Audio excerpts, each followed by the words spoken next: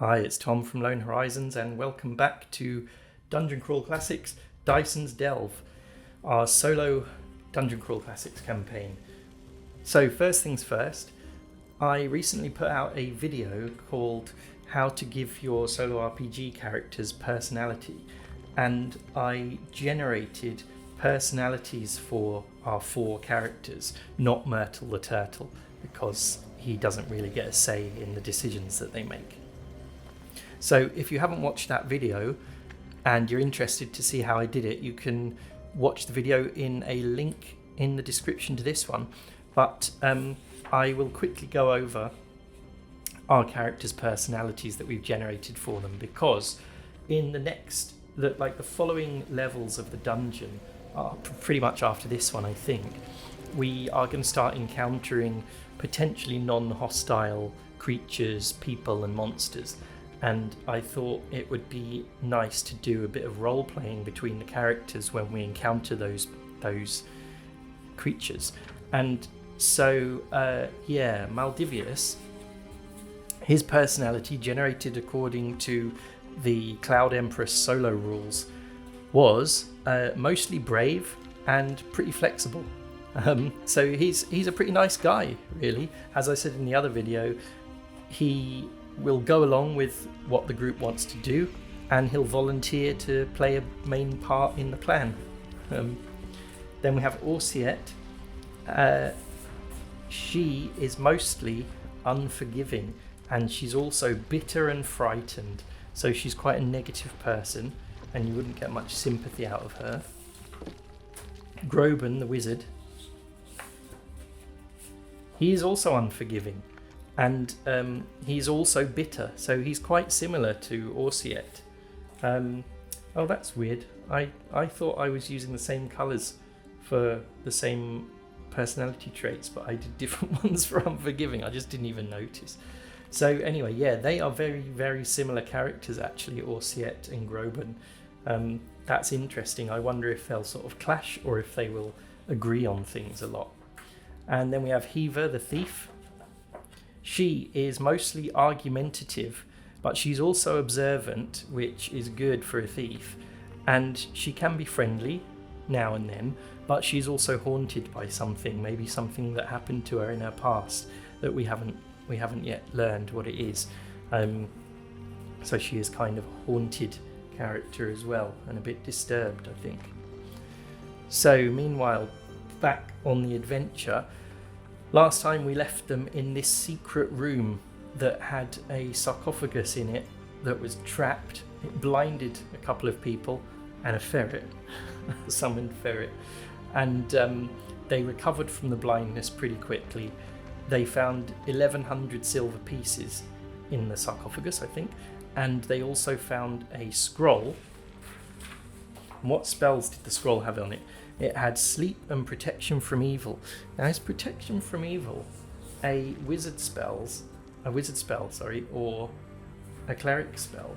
These are the ones he already knows and Orsiet knows, so I won't find it on there. But we'll check that out back in town when we leave the dungeon. Now, last time I did say, I did come up with a plan of going and getting a horse and cart from the village and bringing it to take all of these coins with them, but I actually completely forgot that we bought horses for everyone a while ago, and so they've got horses with saddlebags, which is great. Now, if we look at our encumbrance rules, item-based encumbrance, I've actually printed Carcass Crawler issue 2 quite badly, actually, which is where that rule comes from. You can see everything else that's in this issue of Carcass Crawler. It's really cheap to get the PDF, and it's got some really nice extra rules and things. And this has like even a little dungeon map and things like that in it, and some new character classes, which is nice. Anyway, item-based encumbrance, mounts and vehicles. The number of items that mounts or vehicles can carry is calculated by dividing their coin capacity by 100. And the distinction between packed and equipped items does not apply to them. So, example, a riding horse, which is what they've all got, can carry up to 30 items unencumbered and a maximum of 60 items. Now we are just going by, we're not dealing with encumbrance and slowing down movement rate, because it just slows down the whole game for me, as I have to kind of work out who's encumbered and who isn't encumbered, and then if one person is encumbered and it slows down their travel time across the wilderness, then everyone is slowed down anyway. So I kind of just hand wave that away. So we will say that their horses can carry up to 30 pips of encumbrance, which is great, because 100 coins is equal to 1 pip. So these would be 10 pips of encumbrance for the copper coins there, another 10 there, and then 11 there. So that would be 31. So that's like just over what one horse can carry. But if we split everything between them equally, then that shouldn't be a problem. So I think we can. We're going to have a way of getting them out of the dungeon, one like pile by pile. Maybe we'll see what the characters have got. Maybe someone just dumps everything out of their backpack and puts it in there. Okay, another thing I wanted to do is just have a look at people's hit points. On here we can see their maximum hit points as well, so we can see who's actually wounded. Groban is wounded. He's on 6 out of 11 hit points. Hiva, she is on 6 out of 12. Orsia is on 10 out of 14. Maldivius is not wounded. Okay, so we really want to do some healing, and the only way we can do it is for Orsiet to cast Lay on Hands on people. So I think she's going to have to do that. And how long does it take to lay on hands? I don't think it's going to take up a 10-minute turn, right? We are here. We have got a wandering monster check to make. Oh, I wonder if I made it at the end of the last video and then left it as a cliffhanger. Hang on, I better actually check that. Okay, I'm back after rewatching the end of the last video, which I shot several weeks ago now, actually. And my plan was to move all the coins into the secret room and hide them there to make sure monsters didn't find them, and then I think carry on exploring level 3. All right, so to do that, we will need to clear out enough space in our backpacks to get them all. The silver pieces are already in the secret room, which is good. Let's see, who is the strongest one? Is it Maldivius? His strength is 12. He's got no modifier. Eva's strength is 3. Okay, yeah, no one even has a +1 to their strength. So what's Maldivius carrying in his backpack? Oh, he's got a healing potion that could be used. In his backpack he's got an oil flask and the healing potion, and he can carry 16 pips of encumbrance. Okay, so he could take quite a lot of it. Alright, so if he puts down the healing potion and the oil flask, so let's just use this to make notes on for a second. So in the secret room, the reason I'm doing this is if he's transporting, if he's transporting coins across the dungeon and he gets attacked by wandering monsters, it's going to matter quite a lot if he has his healing potion on him or not. Okay, so in the secret room we will leave a healing potion, which is 1 pip of encumbrance, and an oil flask, also 1.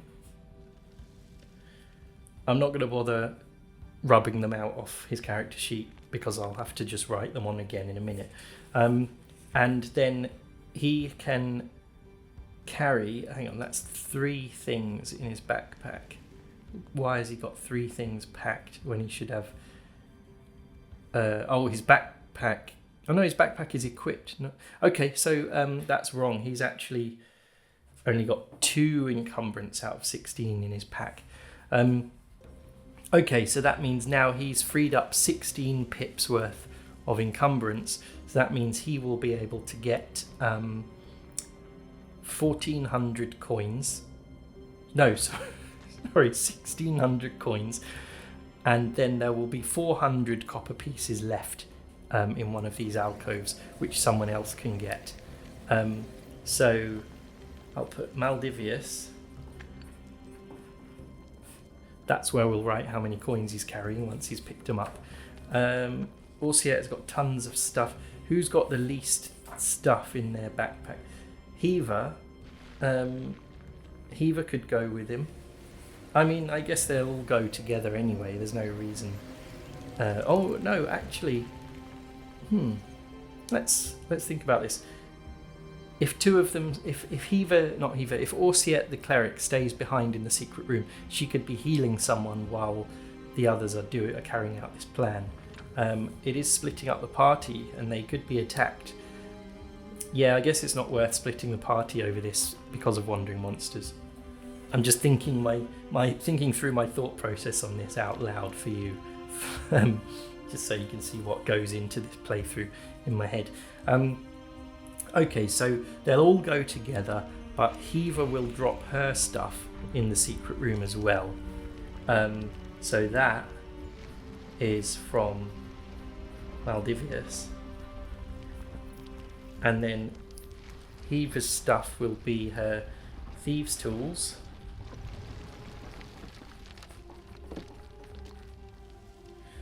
Her 50-foot rope and grapple.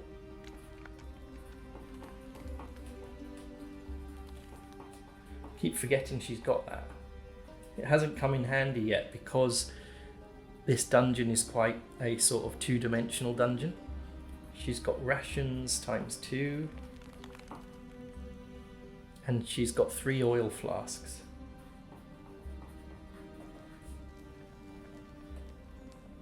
Okay, so let's double check this. 1, 2, 3, 4, 5, 6, 7.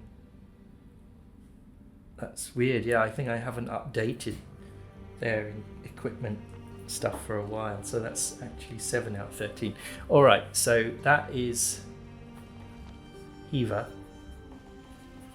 stuff, which has been left in the secret room, and now they need to come out. Now, because they've already explored this place, we have said they can move 2 areas per turn. I'm sort of hand waving a lot of the sort of old school procedural dungeon exploration rules, but yeah, I don't really mind about that. So actions in 1 turn, move their base movement rate. Okay, yeah, so that does mean, but that means they could move like 30 feet in 10 minutes. It just doesn't make sense to me. I know they're supposed to be searching all the time, but they've already searched this place anyway. So firstly, let's see, they will go 2 areas. So actually in 1 turn, and we do have to make a wandering monster check this turn. This turn they will go there and then there and pick up all the coins. As long as they don't get a wandering monster. So let's see. Oh! Okay, they do. All right. So they will have to have this fight without the healing potion and things. All right. That's the only thing that mattered out of that list, I think. So, what is it? What is the wandering monster? Let's see. Wandering monsters. It's a D6 roll. 1. Oh, giant rats. Okay, not too bad. 2d6 giant rats. Let's see how many.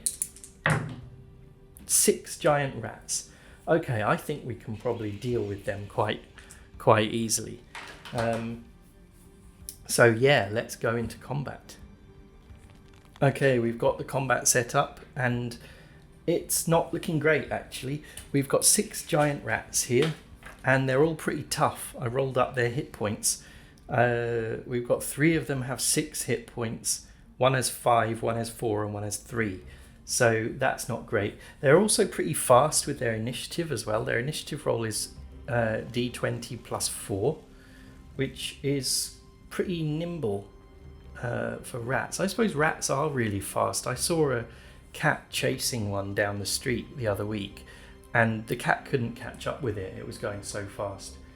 But we do have our 2 giant ferrets with us. Unfortunately, Myrtle's crossbow got turned to lead last time round, so he can't really do anything in this combat. Anyway, let's get on with it. By the way, they're 60 feet away because we're in the crypts with little alcoves off the long corridors. So our lantern very dimly lights up 60 feet away. It brightly lights 30 feet away from us, but it can light up to 60 feet away maximum. So that's the point that we saw them at. And actually, I think we should give Hiva a chance to hide in shadows, right? Because they're so far away and the lighting is so dim here, because it's only our lantern light from Myrtle that is lighting up anything. So I think we're going to be generous here and give her a chance to hide in the shadows. Because another thing about playing solo RPGs that I'm sure you know if you do play them is you tend to be really hard on yourself because you don't want to feel like you're cheating. Anyway, hide in shadows is plus 4. Oh yeah, and the difficulty class for this. So yeah, she gets to add 4. What is the difficulty class going to be? Let's just check. Now I know I've got it here somewhere bookmarked. Here we go, difficulty levels. DC 10 is basically a sort of average. I think we're going to be generous and say this is a DC 9 task because of the dim light. So, okay, she gets to add 4 to this. Yes, she makes it. Okay, so she is hidden. I don't have any way of kind of showing that. Actually, maybe let's sort of put her out here, because she's pressed up against the wall in the darkness. So she will hopefully be able to make a sneak attack on one of the rats and kill it. So she did that before combat started when we saw them coming. So rat number 2 goes first. And what is their movement rate? 30 feet. Okay, so rat 2 goes up to here. Then we have ferret 1 who is going to do the same thing. Oh yeah, so he can actually go and attack rat 2. Okay, so what does the ferret do? He rolls a d20 for his action die, and he does +2 to that, and his bite will do d4 plus 1 damage. So let's roll for damage at the same time. And what is the rat's armor class? 13. Okay. No, that is a terrible roll. He misses the rat completely. Okay, so now we're on to Orsiet. So Orsiet, I think she wants to heal someone with lay on hands, because she is basically everyone is a bit wounded apart from Maldivius, so she can't really do it to Hiva. Hiva's badly wounded, but she can't really help Hiva because she's hiding and that will draw attention to her. But she could heal, say, herself or Groban. Maybe she should heal herself because Groban isn't planning to get into a fight here. This could be famous last words, because she's on 10 hit points out of 14. Let's heal herself because she's going to be doing the fighting. Okay, so she does a d20 plus 2 spell check for this. Disapproval range is currently 1, and yeah, she can heal 2. Oh yeah, depending on the spell check, we'll see what happens. Okay, 12. So she gets to heal a maximum of 2 dice, and I think because she is now level 2, It will be 2 dice. It is always a number of dice. Yeah, so she heals with her own hit dice. The number of dice healed cannot exceed the target's hit dice or class level. Okay, yeah. So it's the target's class level or hit dice that determines it. So she is the target, so she does get to roll 2 hit dice, and hit dice aren't listed on the character sheet, are they? Hang on a second.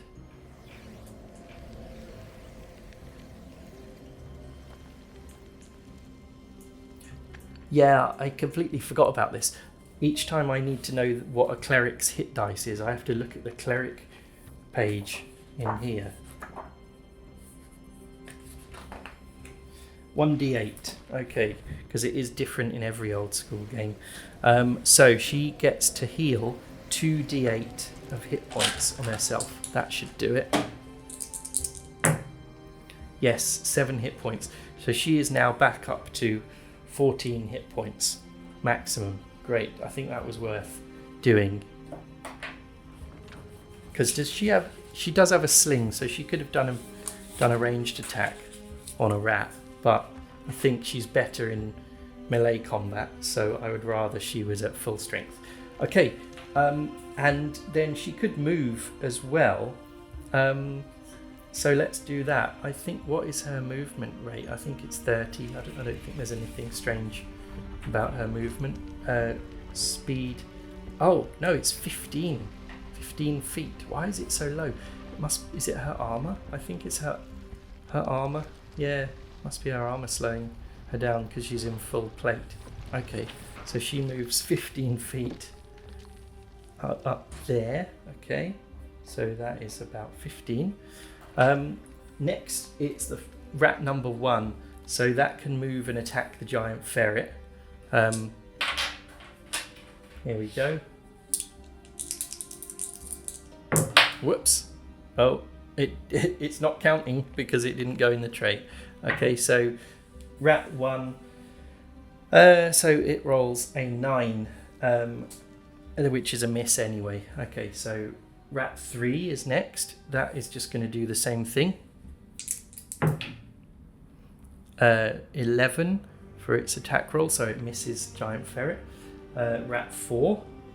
Oh, he's really getting piled onto in this fight, isn't he? They're all kind of surrounding him. He goes rat 4. Oh, that is a hit. Okay, and what was his damage? D4 plus 1. It says plus disease, but I'm not in the mood really. I don't think giant rats should cause disease because they're such a weak monster anyway. I am basically ruling as the GM that we will not bother with disease for this particular wandering monster fight. Okay, so that's 3 hit points damage to giant ferret 1, and he only has 1 hit point, so he's killed. Unfortunately, the rat bites his throat out and kills him. Okay, and he is taken out. Oh no, look, they're going to surround Orsiet in a second. Okay, now it's ferret 2. Where's ferret 2? He's down here, so he's just going to go for rat 4 and attack him. Let's see, ferret 2, so this is plus 2 attack bonus. 14, that hits, and he does 5 hit point damage to rat 4.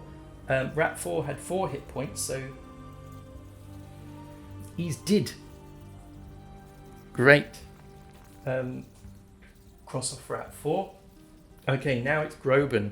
Now I think Groban could probably do colour spray on them to see if he can just knock a few of them out or blind them. That would be good. I really like colour spray. Ever since I first used it in Baldur's Gate on the PC. It made it sound like ever since I first used it in Baldur's Gate, the real place, when I was there as a wizard, working as a wizard. Groban. Okay, so what is his spell check again? I've completely forgotten everything about the characters, unfortunately. Let's find Groban. He rolls D20 plus 3, or he gets plus 4 if he casts it through Myrtle the turtle. is familiar, so he's going to do that. So he is going to cast it on this group of rats here, these 3 rats. 8, 9, 10, 11, 12. Is that I think that's just about a success. Yes. Oh, 1 target within range must make a will save or be blinded for 1d4 rounds. Oh, we got to remember the mercurial magic for colour spray as well. Okay, so let's make it easy.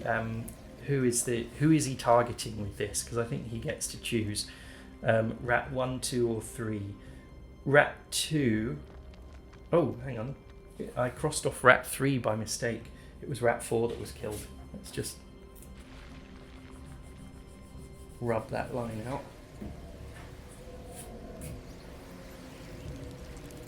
Oh, wait. Rat 4. Ah, okay. Ah, he did 5 damage. The ferret did 5 damage to rat 4. Ah, stupid.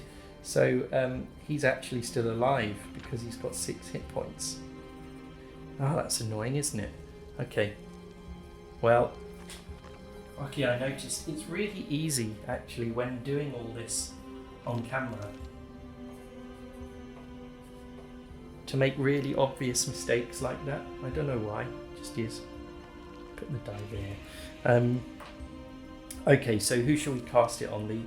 The toughest one. Rat 2, because he's the strongest. Okay, so he has to make a will save or be blinded for 1d4 rounds. Okay, what is his will saving throw? Oh, and he makes it against the spell check. So that was 9, 10, 11, 12. Okay, his will saving throw is -1. Ah, he got 20. Okay, so he doesn't get blinded. All right, that didn't work at all. And what is the mercurial magic effect for his colour spray? Number 66. Accidental Alchemist. Oh yeah, each time the spell is cast, one random item within 20 feet is turned to lead and another is turned to gold. It's so annoying that this happens like every time. I'm not sure I like mercurial magic, to be honest. Yeah, okay, so a random item. Now we went off on a tangent in the last time this happened when a bone got turned to gold and Myrtle's crossbow got turned to lead. So let's say, because we've got all these alcoves filled with bones and bits of rubble. I think what I'm going to do is I'm going to roll, just to keep things moving along, I'm going to roll a d6, and on a 6 it's an item in someone's inventory. Okay, no, it's not. So that means it's just a random bone. So a bone gets turned to lead and another bone gets turned to gold. The gold object is worth twice its normal cost, or 1 gold piece, whichever is more. So it will really just be worth 1 gold piece. A little golden bone is lying on the ground. I'm going to just write it down like here.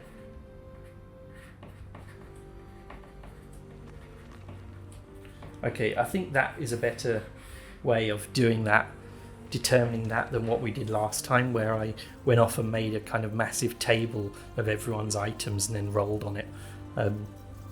I think that is a bit extreme, really. Okay, so that was Groban's turn. He cast his spell.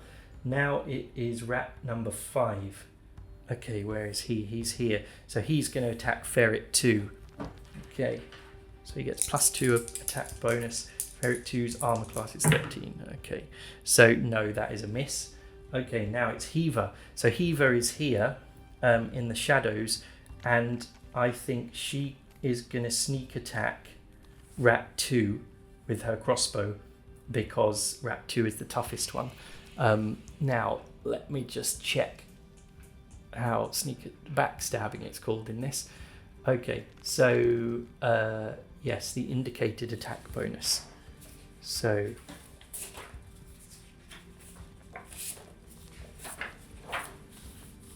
backstab +5 And if she's using her dagger, she will do D10 damage, but she's using her crossbow. Okay, so backstab +5. Okay, and her crossbow is a D6 +1. But what happens? The thief automatically gets a critical hit and rolls on their crit table. Okay, yeah, that's great. All right, so she gets a +5 bonus, and its armor class is 13. Oh dear, that is terrible. That is really terrible. Okay, so she rolled an 8. So yeah, that didn't work. How many crossbow bolts does she have left then? So now she's revealed, but she's still 30 feet away from the rats, and she can still get sneak attacks on any that are distracted. So let's see. She has 24 bolts, so she's got 23 left. Let's write that down. Eva bolts 23. Okay.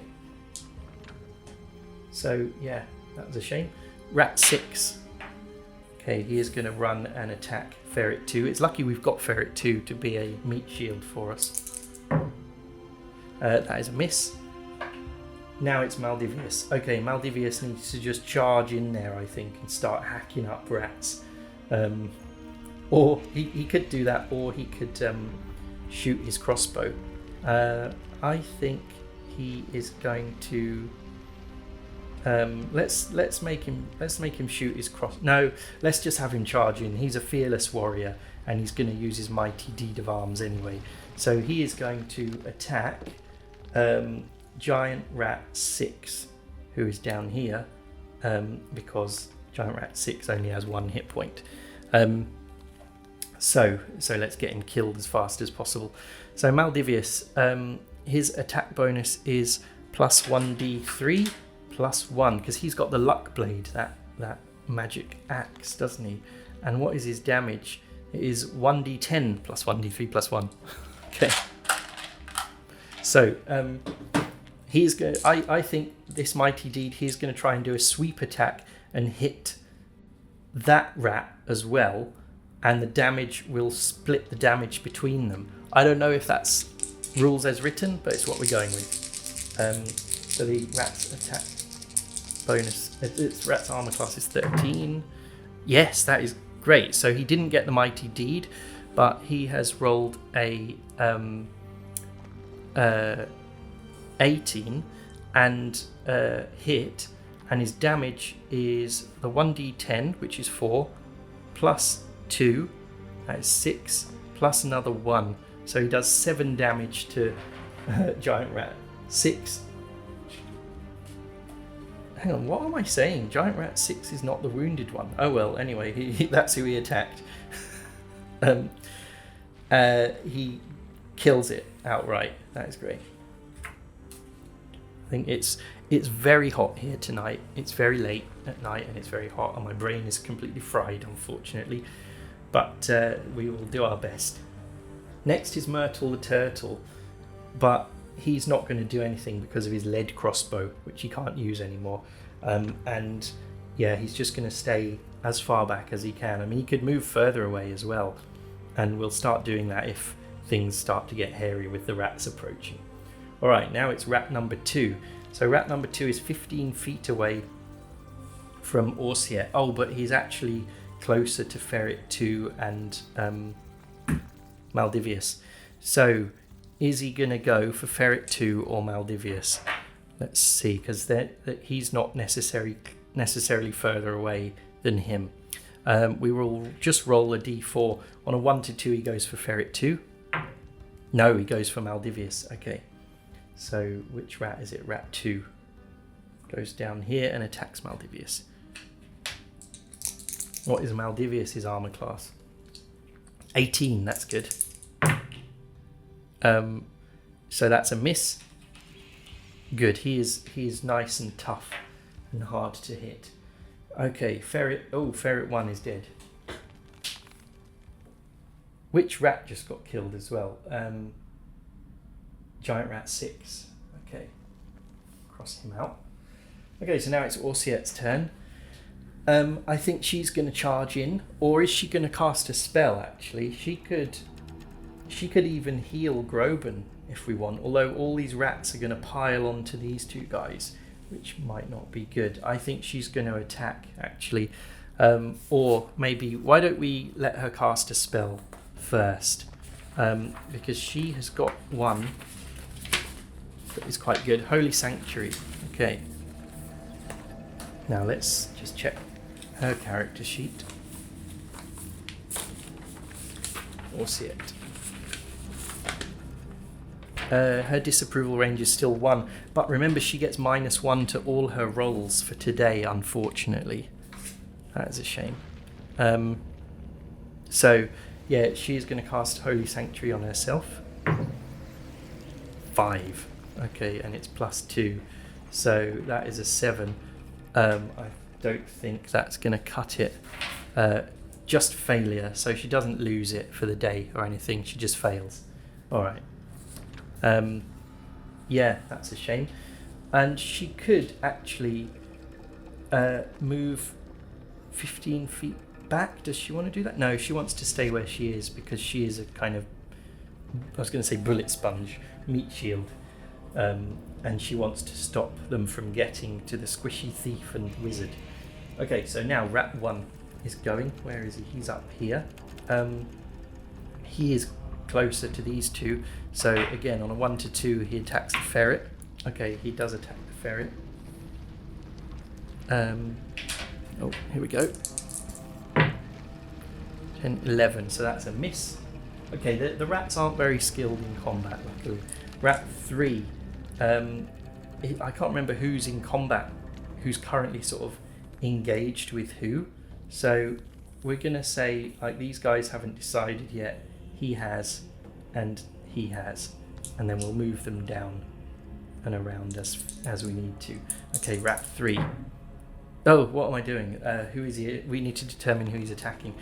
1 to 2, it's Ferret 2. Yes, okay, so now Rat 3 will move into combat with him. That is a hit, and he does 4 damage, and that kills Giant Ferret 2, unfortunately. Oops. So he is dead. Alright, he's dead and gone. Right, Ferret 2 is now out. Okay. We can summon more ferrets if we need to. Next is Rat 4. So he's up here. He's closest to Maldivius, so he's just going to attack him. Okay. That is a miss. Now it's Groban. So Groban could do colour spray again, I think. Let's do that. So, colour spray, and we're going to have to do mercurial magic again as well, aren't we? 14, that's pretty good. And he gets +4 if he casts through Myrtle. So that's 18. Up to 3 targets within range can be targeted. Each target must make 2 will saves or be affected. Targets that fail 1 save are blinded. Targets that fail both saves are blinded and knocked unconscious. Duration is 2d4 plus 1 rounds. Okay, that's good. I wonder if they might even, the rats might even need to make a morale check if loads of them get blinded. So up to 3 targets. Okay, and the range is 40 feet. So they're all within range. Who are the toughest ones? Rat 5, Rat 2, and Rat 3. Okay, so Rat 5, 2, and 3. I'm just gonna like put them together like that, so we can see who they are. Okay, so they have to make 2 will saves. Let's roll 2 dice. So this is Rat 5 first. Make a will save and be blinded for 1d4 rounds, and they get -1. Oh, and it will be against a difficulty class of 17, right? No, 18, sorry. Okay, so what was that? Rat 5 Yeah, 5, 3, and 2. Rat 5 fails both of his will saves, so he is blinded and knocked unconscious. Duration is 2d4 plus 1 rounds. Now, just to make it simple, let's use the same duration for all of them. Say it's the duration of the spell. 2d4 plus 1. I think when we fell into that trap that blinded some of us before, I didn't do it this way, but I will for colour spray. 2d4 plus 1, so 4 rounds, okay? So blindness.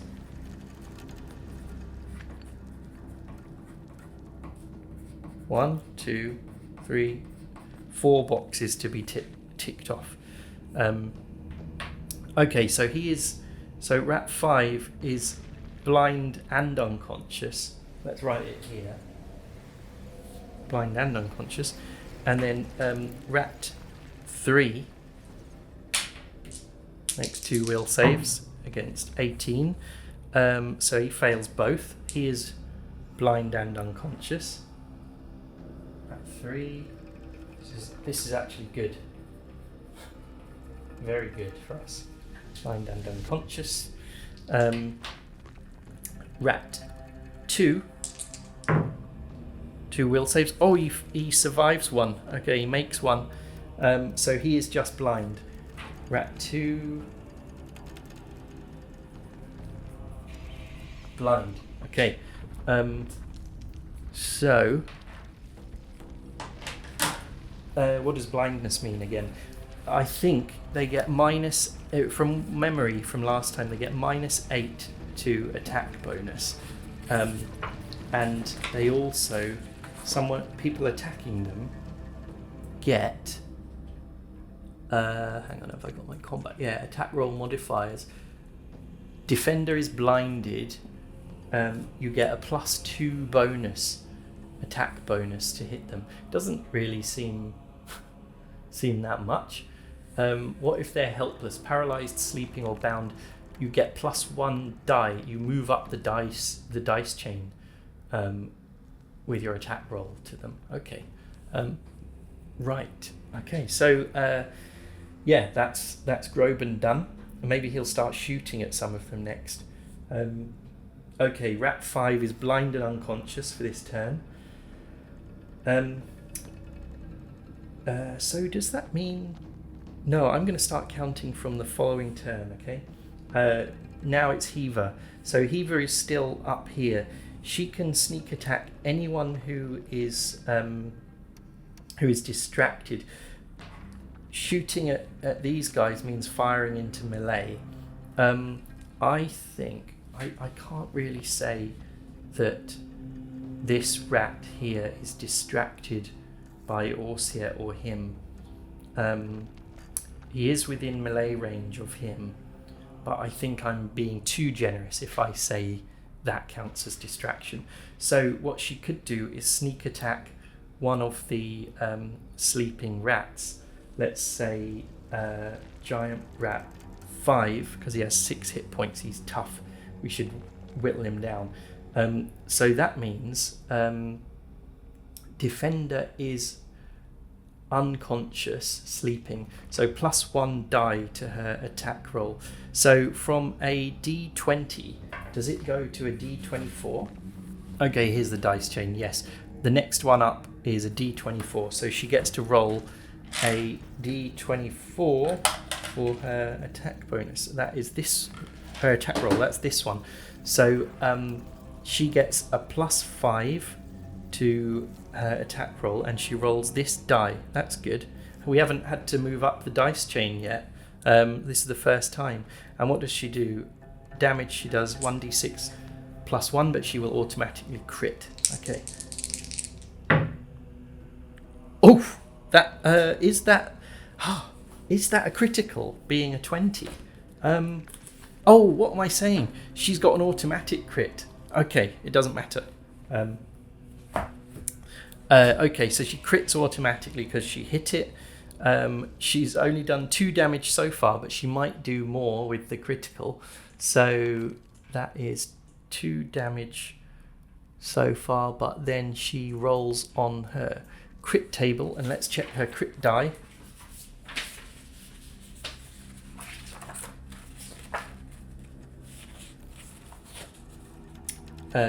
Crit die is 1d12. Okay.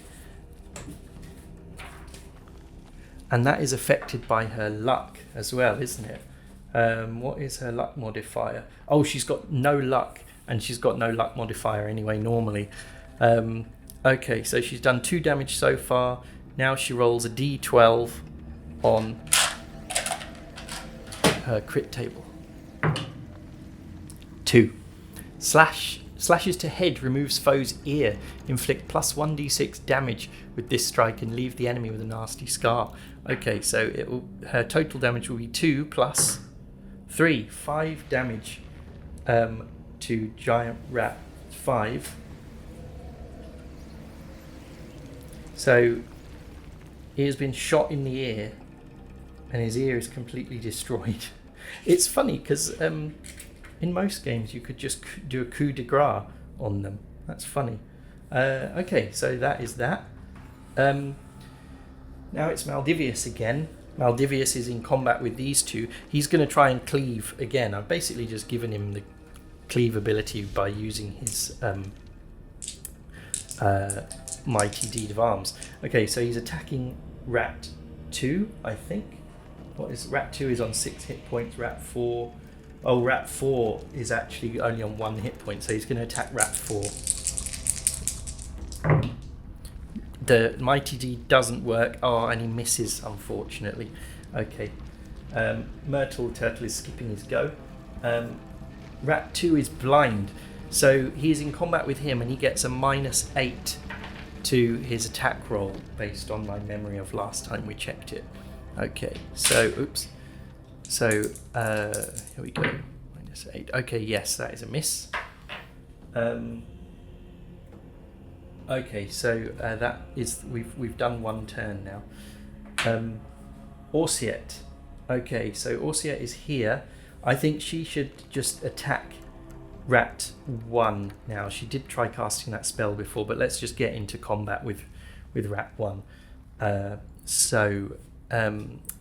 She has her Warhammer and it does 1d8 damage. Her attack bonus is +1.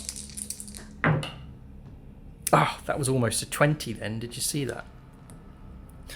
Anyway, she has missed. Now it's Rat 1 attacking her.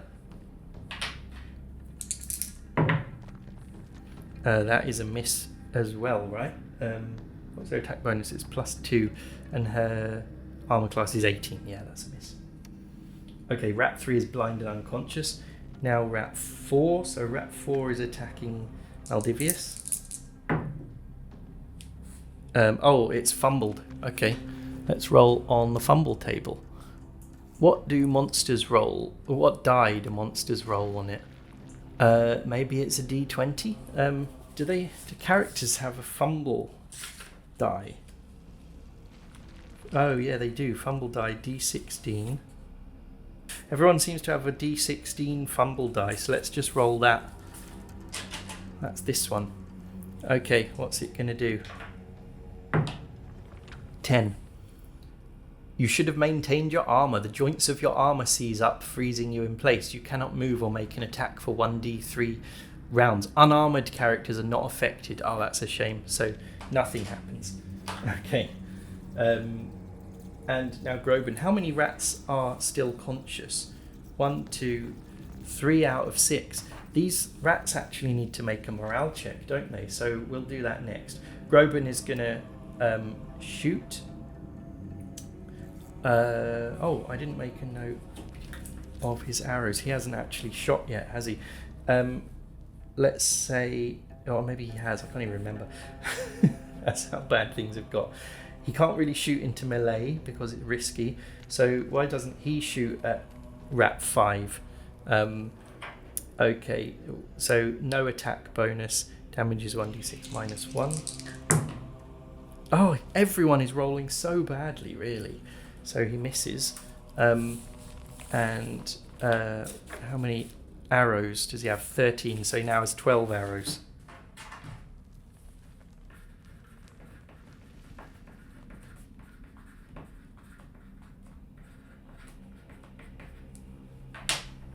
Okay. Rat 5 is blind and unconscious. Now it's Heaver. Heaver can shoot again. She could shoot at... she's going to have to shoot at Rat 5 or 3. Or she could, if she can move 30 feet, she could backstab Giant Rat 1. I think we've got time. I think we've got time to do that, actually. Why doesn't she do that? As long as her movement rate is at least 30 feet. Heaver. 30. Yeah, she can do it. So her backstab, she has her dagger +1. So her backstab would be +5. But that would actually be...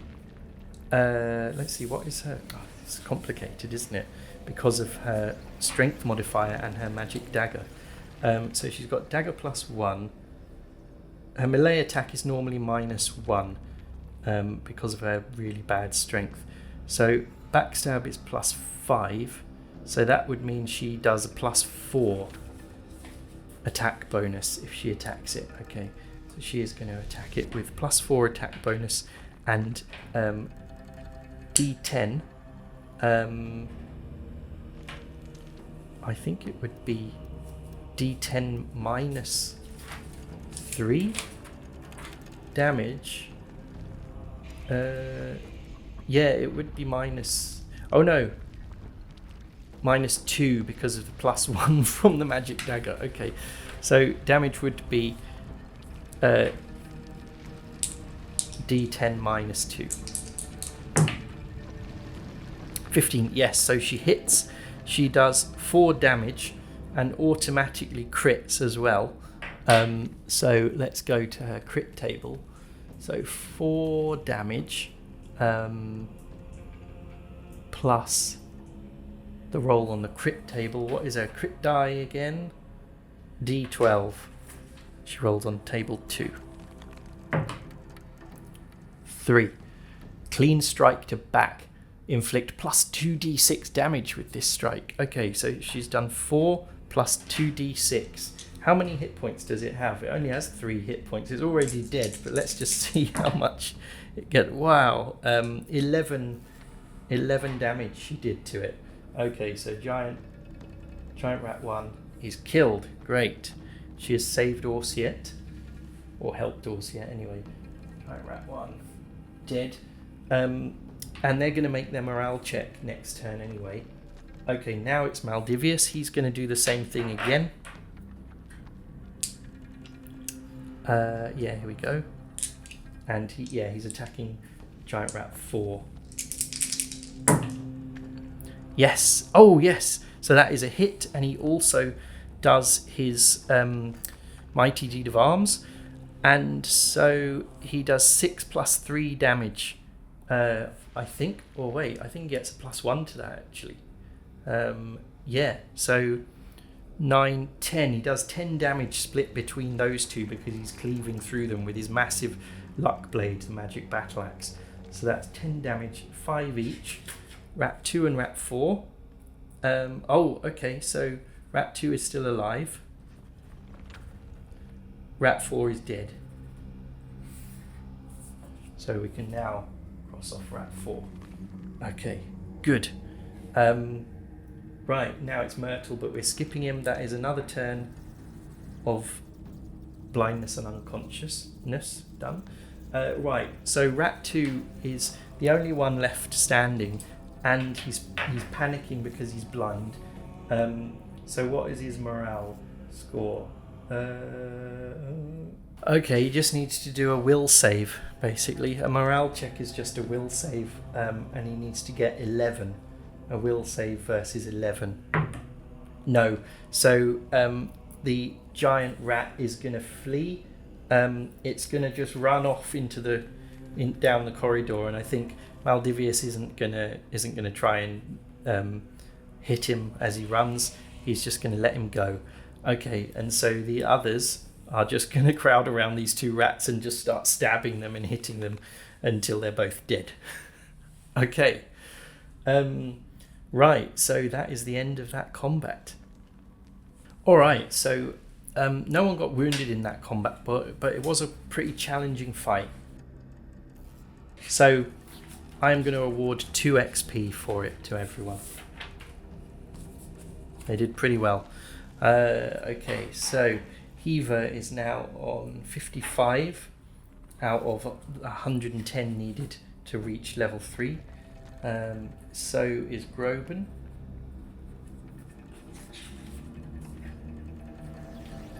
So is Orsiet. Maldivius is now on 40 out of 50 to get to level 2 because he's still level 1, remember? Okay, that's everyone. Good.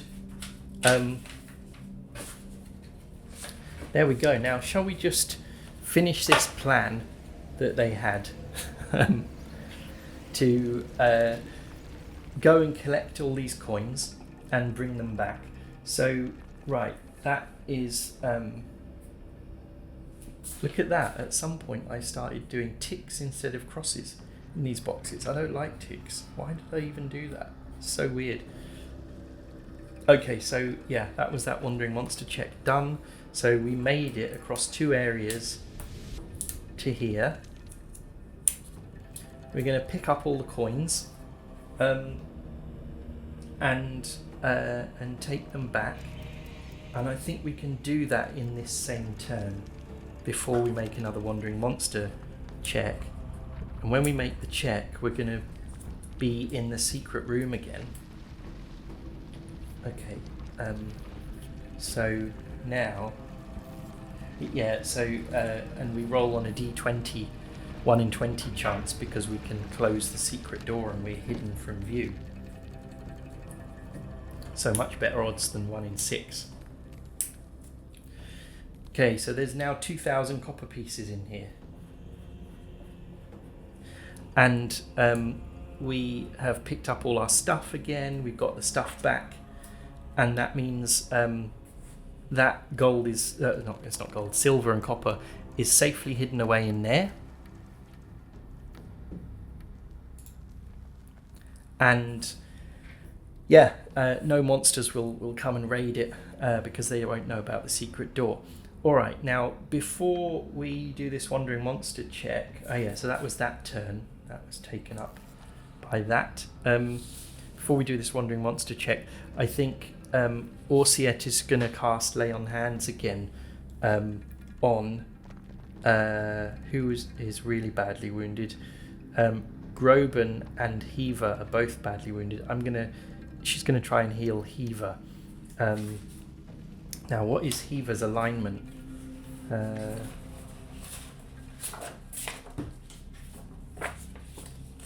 She is chaotic and Orsiet is lawful. So, opposed, she can only do a maximum of 1 dice of healing unless she rolls a 20 on her spell check. Okay, so this is 1d20 plus 2.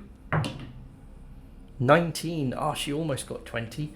But that means she can do 1 die of healing for Heaver.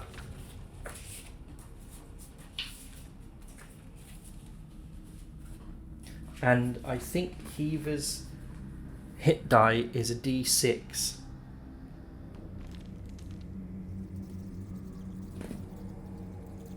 Yeah, 1d6. I need to write it on their character sheets. I'll just do that for her now.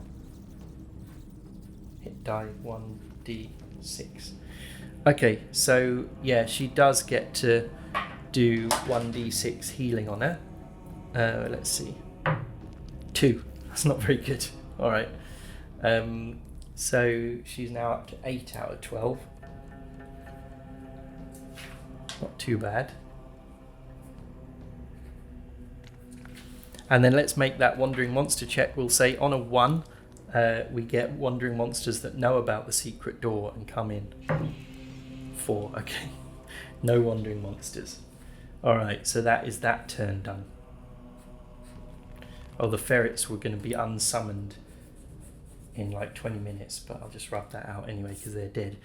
There, okay. So, I'm I feel like we didn't make much progress tonight, unfortunately. We just moved some coins around and had a really long fight with some rats. But that's how it goes sometimes.